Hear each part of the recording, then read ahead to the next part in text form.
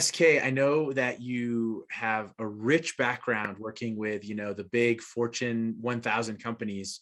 And even today you're doing that, but you're also working with startups. And I'd love to hear your take on the different idea of how a startup versus one of those big companies should look at their cybersecurity profile.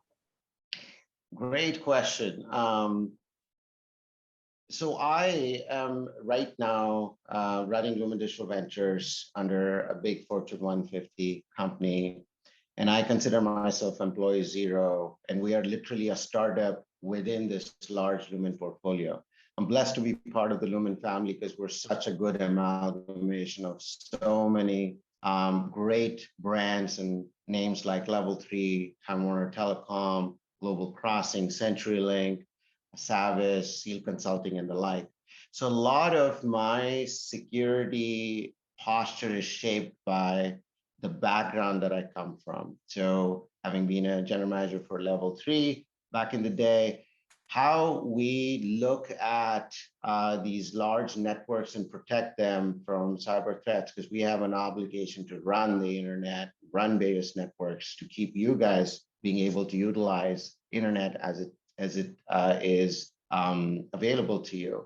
So that's the message I take to startups as well. You gotta have security at the core of your offerings, because you cannot afford during your growth and scaling to have a bad security threat against you, because it can break your momentum. So we often talk about S curves, and the S curve is all about removing all friction so that all you can do is sell and scale, right?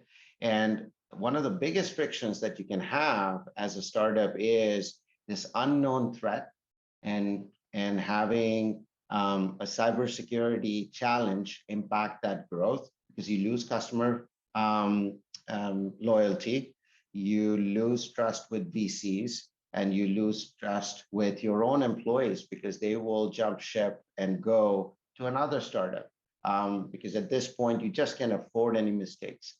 So I counsel the startups quite a bit to focus on security as part of your DNA, because if you build it within your DNA, it becomes much easier as you become a little bit larger as a company.